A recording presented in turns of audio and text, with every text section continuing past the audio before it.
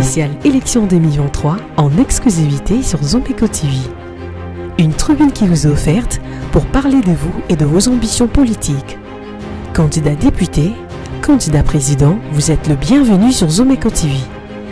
Pour votre participation, contactez-nous au 097 029 82 72. Spéciale élection 2023, le fauteuil est à vous. Le président de la République, Félix-Antoine Tshisekedi Tshilombo, sollicite un deuxième mandat auprès de la population congolaise. Deuxième mandat, oui, on en parle, mais qu'est-ce qu'il a fait de son premier mandat ou sa première mandature? Qu'est-ce qui a été exactement fait lorsqu'on parle du social, mais aussi de l'économie en République démocratique du Congo? Mesdames et messieurs, c'est donc votre émission, votre plateau spécial, élection 2023. Nous recevons pour vous M. Dani Mukendiwa Dinanga. Avec lui, nous allons parler de ce bilan du président de la République. Nous allons comparer, pourquoi pas revenir dans la petite histoire, mais aussi, on doit le présenter comme économiste de formation. Monsieur Dani, bienvenue à vous. Merci, bonjour. Alors aujourd'hui, vous soutenez, ça sera ma première question, Félix-Antoine Tshisekedi Tshilombo par devoir de redevabilité, puisqu'il a fait de vous mandataire, ou par loyauté? Merci. Pour commencer, je ne suis pas mandataire de l'État et je le soutiens puisque le chef de l'État, du moins pendant ces 5 années, il a démontré sa volonté, sa détermination en tant que patriote pour relever le pays, le mettre sur de nouvelles bases afin de relancer l'économie et le social du pays, mais surtout apporter la sécurité et la paix. Je considère que son bilan est plus que satisfaisant. Je lui donne une mention grande distinction. Et là, je souhaite relever les aspects socio-économiques de son bilan et de son mandat en fonction des grandes idées qu'il a lancées dans son paradigme que je trouve excellent pour la nation.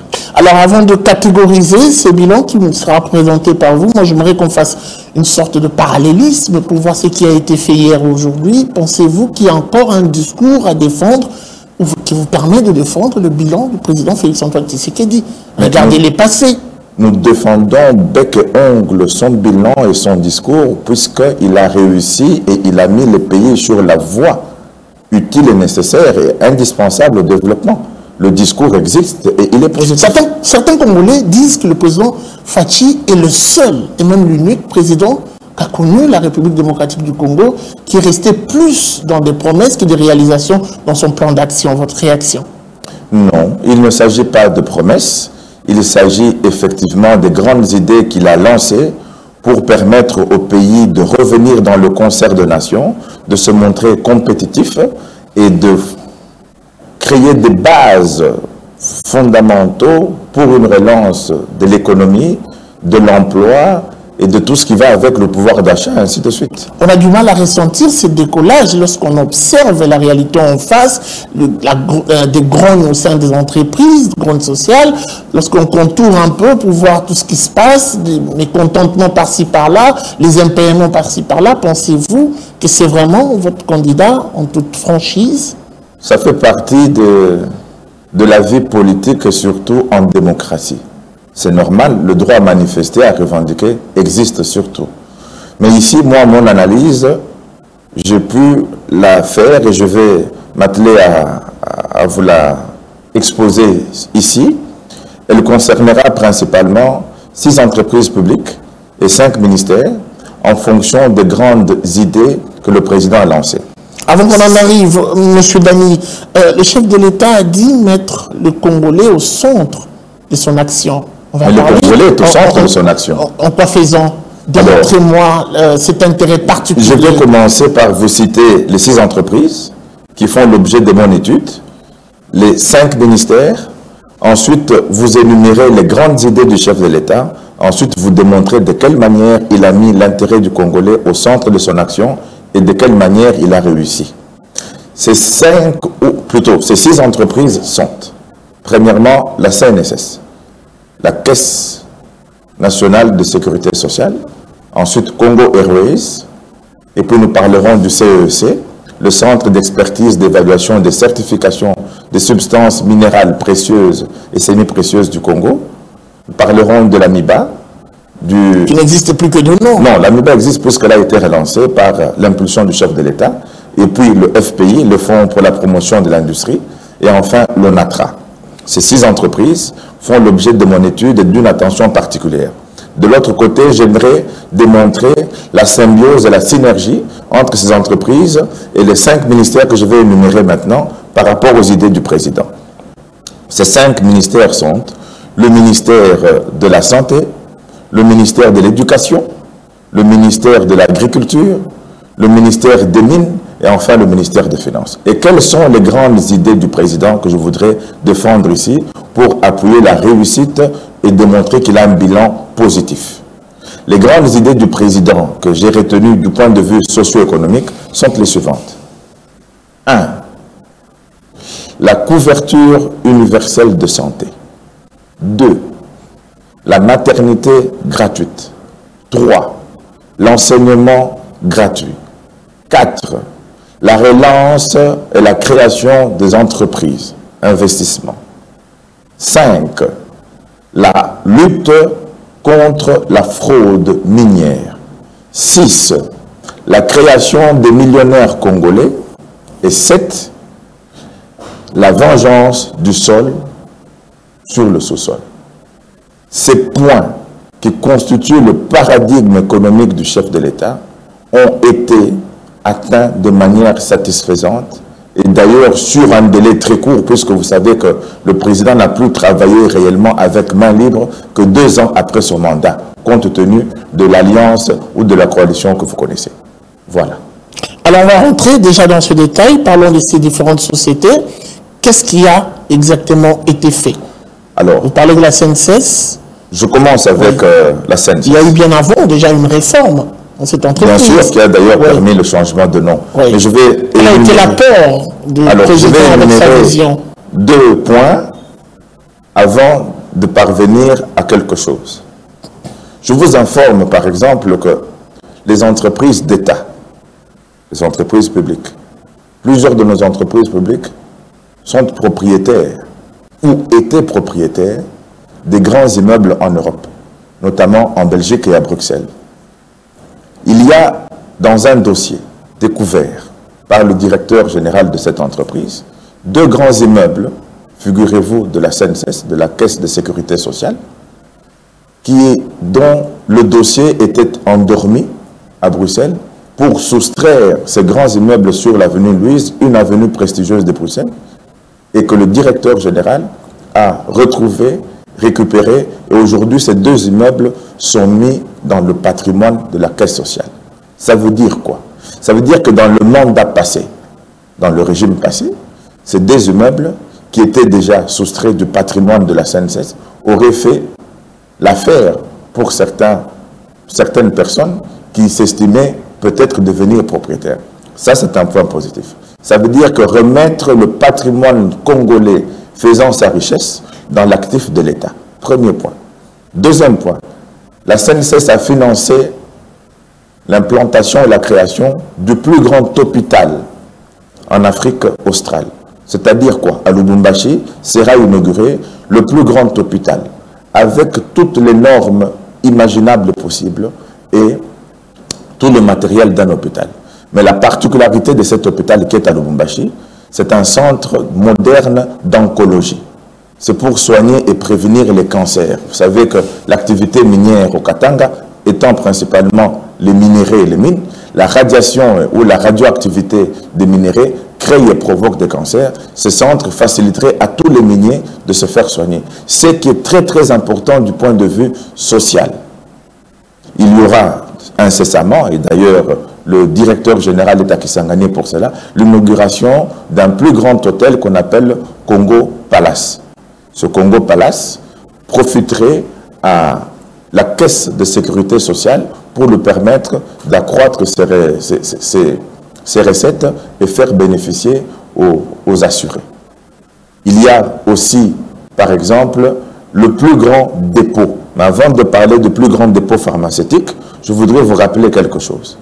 Le régime passé avait puisé dans la caisse de la CNSS 36 millions de dollars américains, on peut même dire spoliés, pour nous acheter des avions 4 avions qui étaient en très mauvais état, on peut dire des avions foutus. D'occasion. C'est le moins qu'on puisse dire. Laissez-moi vous dire des avions foutus. Vous parlez de la compagnie Congo Airways. Congo Airways, qui n'ont pas fait la fierté de ce pays et qui ont effrité et dégradé la valeur de notre pays. Vous vous souvenez qu'à l'époque, le président Mobutu avait créé Air Zaïre, qui était une très grande compagnie qui faisait notre fierté. Quelle a été la fierté réelle d'un Congolais patriote en parlant de Congo Airways? Rien, que dalle. Alors, grâce à la CNSS... C'est à cause du manque de culture d'entretien, on doit le dire. Il n'y a pas de manque de culture. On vous achète un engin, il faut l'entretenir. Je peux vous rappeler qu'il y a un avion qui a décollé le tout premier jour et qui est resté cloué au sol à Kisangani. Là, il y avait déjà un problème d'entretien ou bien un problème de qualité de l'avion. C'est une exception qui confirme la règle. Il ne s'agit pas d'une exception. Un État comme le nôtre, la République démocratique du Congo, ne peut pas se permettre de lancer une entreprise comme celle-là de grande envergure avec des avions qui tombent en panne après 1 heure de vol. Et pour compenser, qu'est-ce qui est fait? Aujourd'hui, la CNSS, on s'en sert toujours, ayant été spoliée de 36 millions de dollars pour la création de Congo Airways, aujourd'hui, la CNSS relance Congo Airways avec l'acquisition de 5 avions 737-800, dont 2 déjà arrivés au pays, qui font déjà de vol, déjà vers Mbandaka et partout, et 3 qui arrivent. Alors, figurez-vous que la santé financière de cette entreprise, aujourd'hui, a permis que ces avions arrivent. Et Congo Airways, qui était en cessation d'activité, reprend ses activités, et la CNSS n'a dépensé aucun euro, aucun dollar américain. La santé financière et la crédibilité de l'entreprise a permis que ces avions arrivent en s'ayant porté comme garant après un montage financier. Ce qui prouve une grande différence entre le régime passé, qui était capable de prendre 36 millions de dollars de cotisations de Congolais pour acheter des avions foutus, et cette fois-ci, une entreprise crédible qui relance une autre et qui permet que l'activité revienne à Congo Airways pour le bien de tous les travailleurs de Congo Airways. Ça, c'est le bilan du président Félix Tshisekedi. Inscrit sur 5 ans. Sur 5 ans, nous n'avions pas d'avion. Aujourd'hui, nous avons une compagnie et davantage qui va s'améliorer, qui va devenir de plus en plus grande. Le dernier point concernant toujours la Caisse nationale de sécurité sociale, elle va mettre au point le plus grand dépôt pharmaceutique de l'histoire de notre pays, avec des antennes dans tous les 145 territoires pour faciliter l'accès aux soins et faciliter l'accès aux médicaments. Un projet à long terme. Ce n'est pas un projet à long terme, je vous parle de la réalité. Ça veut dire ceci. Ce point que je viens de citer va permettre de revenir sur une grande idée du chef de l'État qu'on appelle la couverture universelle de santé, ou bien la couverture santé universelle. Qu'est-ce qui est déjà fait par rapport à ce point? L'installation de cette grande pharmacie. Qu'est-ce qui est fait? Oui. Mais le dépôt est en train d'être mis au point. Et la couverture santé universelle est une réalité que vivra le Congolais. Alors, en quittant ce point, j'aimerais conclure en faisant une petite synthèse sur 2 points. Voilà un directeur général d'une entreprise qui permet, par la bonne gestion, la relance d'une autre entreprise sans toucher à la caisse de sa société. Deuxièmement, avec ce grand dépôt pharmaceutique, il mettra en difficulté les Indiens et les Libanais qui ont transformé la santé comme étant le commerce, et nos compatriotes meurent matin, midi, soir par manque de moyens, alors qu'en Belgique, en France, lorsqu'on va à l'hôpital, c'est d'abord les soins qui sont donnés sans tenir compte des moyens financiers.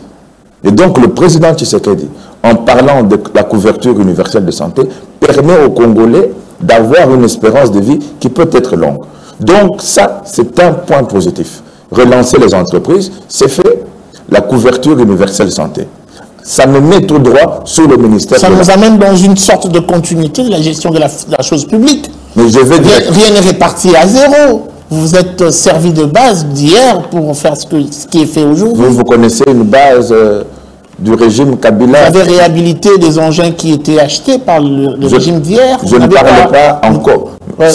Ici, il s'agit des appareils d'avion dans le cadre de Congo Airways qui sont totalement foutus et qui ont été achetés déjà dans un état de dégradation très avancé. Et qu'est-ce qui a été fait? Nous avons aujourd'hui 5 avions 737-800. Déjà commandés. 2 déjà effectivement sur le territoire national, 3 qui arrivent. Très bien. Nous avons la couverture universelle qui est en train d'être... Mais ça me permet de faire une passerelle et d'aller directement sur le ministère de la Santé. Je fais une passerelle avec la couverture de santé. La couverture de santé, c'est quoi? Le président a voulu que chaque Congolais malade aille à l'hôpital et ait accès aux soins, sans tenir compte de son argent. Certaines personnes disent même que ça a été lancé de manière prématurée. C'est pour des raisons propagandistes que ça a été lancé. Ce sont ces personnes-là qui ne comprennent pas, puisque tout sur cette terre devrait commencer par un point A. Le point de départ, c'est de lancer. Ensuite, nous allons, au fur et à mesure, améliorer le processus pour arriver davantage au bien et pour le bien de toute la société. Alors, sur ce point précis, je voudrais aussi insister sur la gratuité de la maternité ou la maternité gratuite. Ah, là, c'est un problème. Parlons-en. Le 30 juin 2022, le président Tshisekedi a voulu, par sa décision, par son orientation, que cette gratuité de la maternité soit lancée. Le 30 juin 2022. Ça a commencé avec un petit budget de 10 millions, qui fut un succès. En 2023, on y a affecté 42 millions de dollars concernant les 11 provinces pilotes. Phase expérimentale. 11 provinces pilotes, ainsi que les 9 zones de santé à Kinshasa sur les 35. Un succès sans précédent, une appréciation incommensurable dans le monde congolais. Et depuis, les choses sont lises. On est resté à 11 zones sera de santé affecté dans le budget 2024 pour la gratuité de la maternité 1 milliard de dollars. C'est-à-dire exactement quoi? Nos mamans seront prises en charge pour la naissance des enfants, les consultations prénatales, les consultations postnatales et la planification, c'est-à-dire le planning familial. Ce qui n'a jamais été fait dans ce pays, ce qui est un point très remarquable qui démontre la supériorité de M. Tshisekedi en termes de vision lumineuse et éclairée par rapport aux autres candidats. M. Dani, moi je ne m'aurais pas... il y a des gens qui nous suivent. Ça ressemble un tout petit peu, à ce que les gens disent, une vente de vent. Vous parlez de la gratuité de la maternité, vous parlez de ces hôpitaux, mais dans quel état se trouvent ces hôpitaux? Les équipements posent problème, ils sont vétustes pour la plupart. Comment, par quel coup de baguette magique, allez-vous réussir la gratuité Le chef de l'État a réussi de refaire l'hôpital général de Kinshasa, qui était devenu une honte pour la République. L'hôpital général de Kinshasa, notre capitale, Mama Yemo. Aujourd'hui, vous allez tomber à la renverse. C'est un miracle qui s'est produit. C'est une fierté nationale. On a relancé l'hôpital Saint-De à Lubumbashi. Il en faut plus? Ça se fait, laissez-moi vous le dire. L'hôpital Saint-De à Lubumbashi, une fierté nationale. Tout, alors tout y est. À Kinshasa, il y a également dans le domaine de l'armée l'hôpital militaire du camp Tchatch, qui était dans un état de destruction très avancé. Aujourd'hui, c'est une fierté. L'hôpital a été inauguré. Ce n'est pas du vent, tel que vous semblez le dire, monsieur le journaliste. C'est une réalité, avec tous les services. Scanner, radio, tout y est. Nous avons fait construire dans la République près de 1000 centres à travers la République pour faciliter l'accès aux soins. Effectivement, il y a des joyaux, les grands hôpitaux. On ne peut pas dire que c'est du vent ou du rêve. C'est du concret, c'est de la réalité. C'est du travail fait et qui n'a jamais été fait auparavant. J'aimerais qu'on parle un tout petit peu de cette accusation. Je parlerai même d'un qualificatif. On a toujours dit que la République démocratique du Congo est un pays passoire qui laisse, en tout cas entre les mains de la communauté internationale ou des étrangers, l'exploitation de minerais. J'aimerais en même temps ouvrir une parenthèse pour parler du CSC. Vous en avez dit tout à l'heure qu'il y a eu quand même de nouvelles réformes au sein de cette entreprise. Qu'est-ce qui a été fait, puisque c'est aussi, ça rentre dans les missions de certification de l'entreprise. Merci. Qu'est-ce qui est fait par rapport à cette entreprise? Merci, mais permettez-moi, étant donné que j'ai parlé de la gratuité de la maternité, que je mette fin avec cerise sur le gâteau, qui est la gratuité de l'enseignement. Au niveau primaire, oui. Sur le journaliste, 5 millions d'enfants congolais qui étaient sacrifiés, qui étaient dévoués à l'échec, à l'obscurantisme, à une médiocrité intellectuelle, au banditisme, des gens qui étaient sans avenir, qui n'avaient pas accès à l'école, sacrifiés, qui ne pouvaient pas avoir une éducation de base, une instruction, qui ne pouvaient pas être intellectuels, lettrés.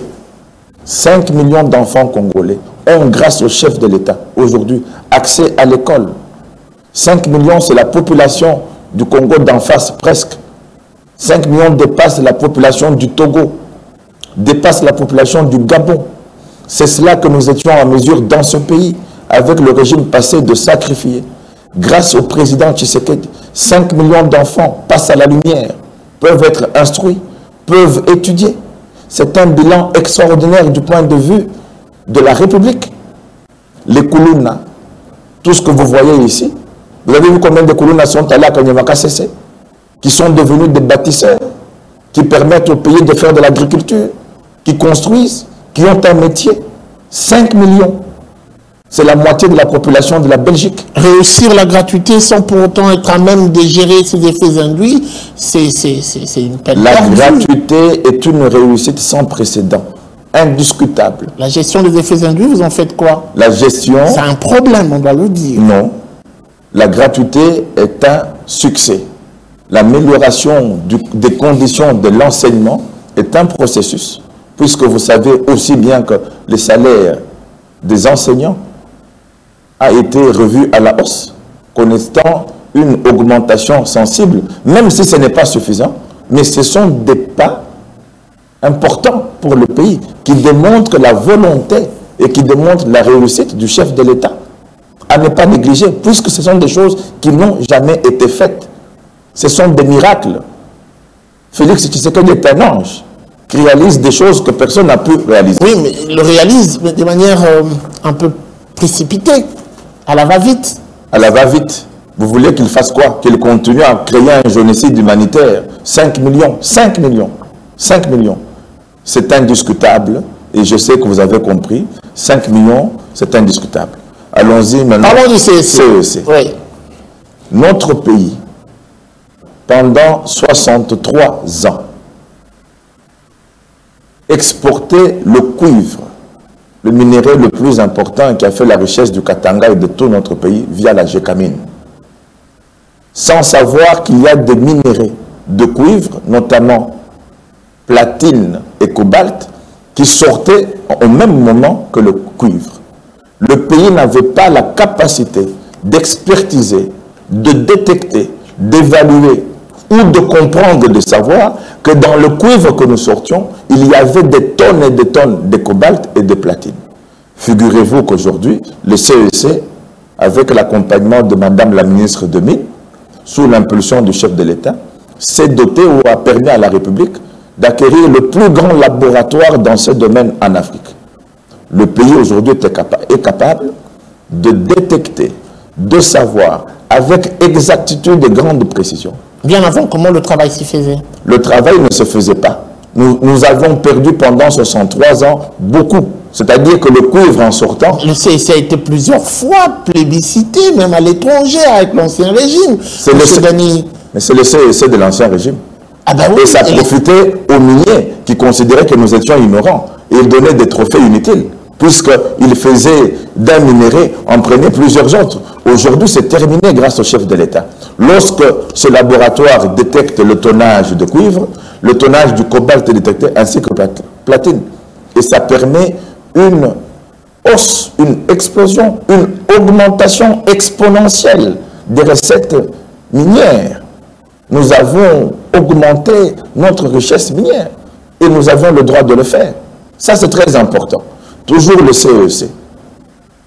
Ils ont aujourd'hui permis aussi du côté du diamant.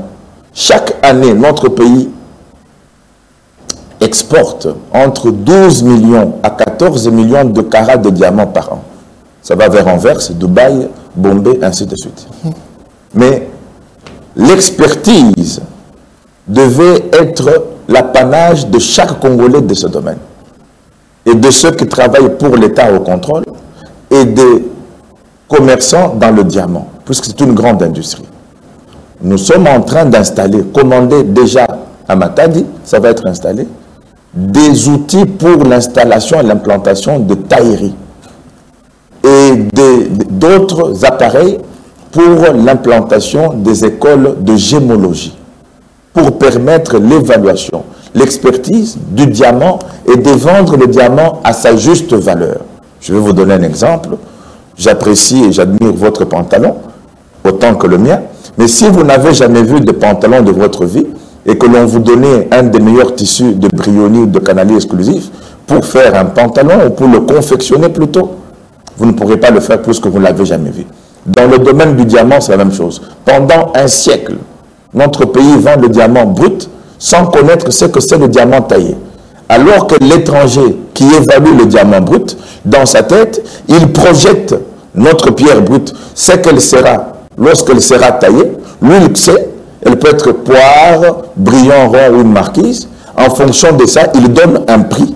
Et donc, nous avons continuellement livré des diamants sans en connaître le produit fini. Et grâce au CEC, à l'implantation d'une école, des écoles de gémologie, le Congolais va s'améliorer dans son expertise de diamants. Ça augmenterait les taxes sur l'exportation, qui serait un gain pour l'État. En suivant la file logique de votre exposé, j'ai l'impression que vous touchez un peu aux entreprises, aux grandes entreprises, cerveau moteur de la relance de l'économie de notre pays. J'aimerais qu'on parle un tout petit peu de la SCTP hier, qui est redevenue ONATRA. Est-ce que le président de la République a également injecté sa vision pour la relance de cette entreprise, qui est d'ailleurs considérée comme le poumon de l'économie nationale? J'y arrive à l'ONATRA, puisque nous sommes dans le domaine des mines avec le CEC. Permettez-moi de féliciter aussi Madame la ministre de Mines, qui a fait un travail extraordinaire. Qui a reposé ses actions sur le code minier de l'ancien régime, qui est pratiquement comme un cadeau du ciel, on doit le dire. Le code minier est un code minier de la République. Si c'était le code minier de l'ancien régime, alors l'ancien régime serait parti avec. C'est le code minier de la République et nous travaillons avec les lois de la République. Il n'y a pas un droit de l'ancien régime, un droit du nouveau régime, un code de l'ancien régime, un code non.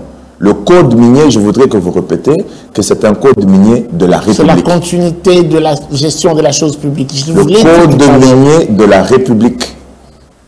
Et ce qui se passe aujourd'hui n'avait pas été fait si c'est leur code minier avec le même code minier. Donc, grâce justement à ce travail qui a été fait hier, on a un résultat aujourd'hui. Aucun résultat. Aujourd'hui, il s'agit d'une volonté, et je vais vous montrer, l'illustrer par un exemple. Je crois que vous connaissez les 5 chantiers et la révolution de la modernité, qu'on nous a chanté pendant 18 ans, concernant effectivement les mines. Chers amis, on a hypothéqué la République. On a hypothéqué tous les minéraux. On a hypothéqué toutes les mines de la nation contre ce fameux contrat chinois de 9 milliards virtuels. On a hypothéqué les mines, les minéraux, contre des infrastructures virtuelles. En dehors des grands détournements, construire l'esplanade du Palais du Peuple à 40 millions de dollars, reconstruire l'avenue Swing à 55 millions de dollars, ça c'est ce fameux contrat. La surfacturation, on retrouve toujours, même aujourd'hui. Laissez-moi terminer. Oui. Madame la ministre de Mines, sous l'impulsion du chef de l'État, d'ailleurs le chef de l'État s'est rendu personnellement en Chine pour la révisitation, pour revoir toutes ces lacunes qui ont mis notre pays à la portée des pilleurs, à la spoliation. Tout ça, c'est terminé. Et ça, il faudrait féliciter le chef de l'État. Parlons de l'ONATRA. Le Congo est revenu dans ses droits, a récupéré ses mines, son actif minier, pour le plus grand bonheur des recettes nationales et pour le plus grand bonheur de la gestion nationale. C'est important et c'est capital de le souligner, c'est très très important. Toujours au ministère des Mines, et pour finir, avant l'ONATRA, on a créé l'inspection générale des mines. C'est-à-dire quoi? La fraude. La fraude. Eh bien, aujourd'hui, c'est fini avec ce service, qui est service jumeau de l'inspection générale des finances. Vous savez qu'avec l'IGF aujourd'hui, les grands détourneurs réfléchissent à 2 fois avant de poser un acte. Vous créez des entreprises, des sociétés gendarmes, vous avez du mal à relancer les entreprises publiques. Vous pensez que l'IGF n'est pas utile, monsieur le journaliste? Je parle de cette inspection de mines. Je vous pose une question, l'IGF n'est pas utile. C'est à moi de vous poser une question, monsieur Dani. L'inspection générale des mines, c'est le jumeau de l'inspection générale des finances, mais dans le côté minier. Pour inspecter les entreprises de l'extérieur qui exploitent le minerai, mais qu'est-ce que vous faites de vos entreprises publiques qui existaient, qui étaient également dans l'exploitation du minerai? Elles sont restructurées. Elles respectent et avancent. Aujourd'hui, chez nous, au Congo, on a créé ce qu'on appelle une entreprise qui s'occupe de l'excellence. C'est-à-dire quoi? Le Congo est le plus grand producteur mondial du cobalt. Et le chef de l'État a voulu aujourd'hui, avec le marché futur des voitures électriques, que nous soyons à la pointe de la technologie. Au Congo, aujourd'hui, on crée une plus-value dans la chaîne. Faciliter l'extérieur en se servant de nous pour produire. Que nous puissions bénéficier à juste valeur et par rapport à la quantité de notre cobalt qui fera du monde de demain un monde écologiquement propre avec la voiture électrique, le Congo est profondément sa part de marché. Je suis très impatient de parler avec vous de la MIBA, mais je voudrais qu'on finisse d'abord avec l'ONATRA. Oui, oui. L'ONATRA est une entreprise des ports et des transports, une chaîne multimodale de mobilité en RDC. C'est-à-dire quoi? Avec la réhabilitation du port de Matadi. Le quai surtout, oui.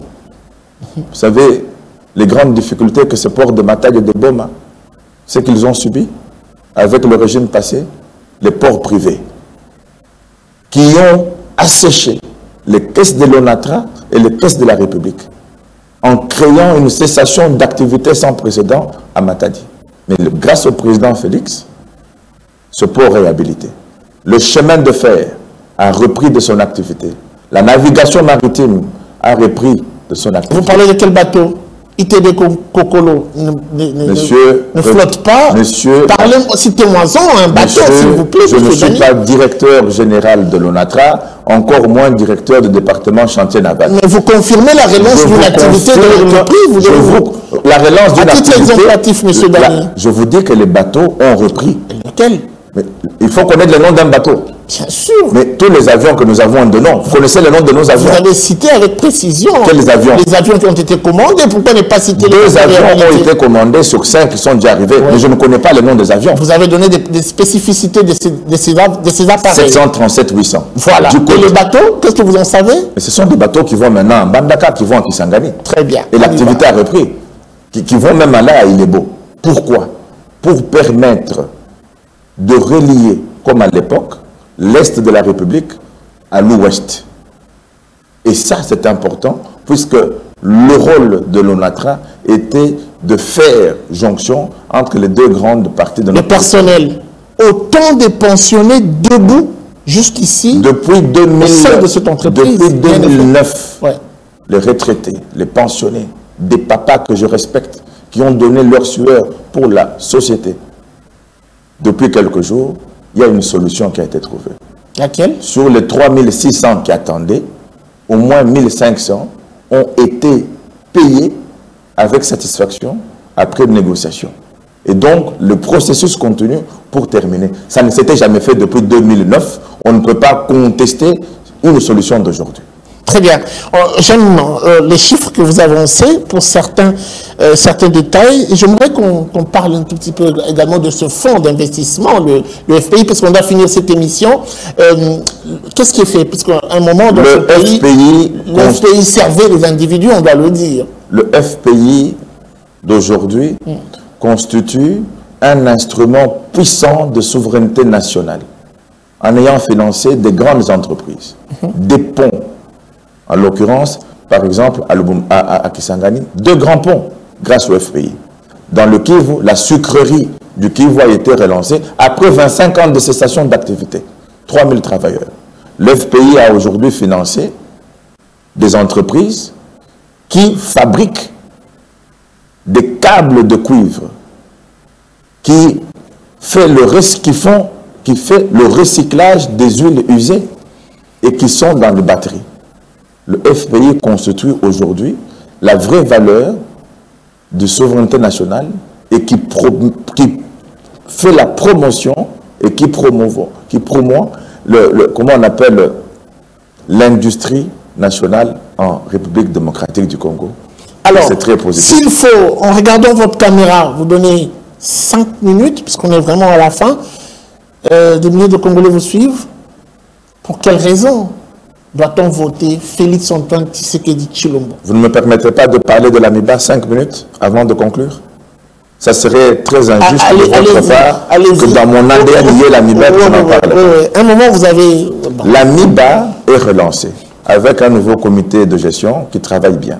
Depuis quelques jours, on a approuvé par le conseil d'administration un budget minimal de 45 millions de dollars.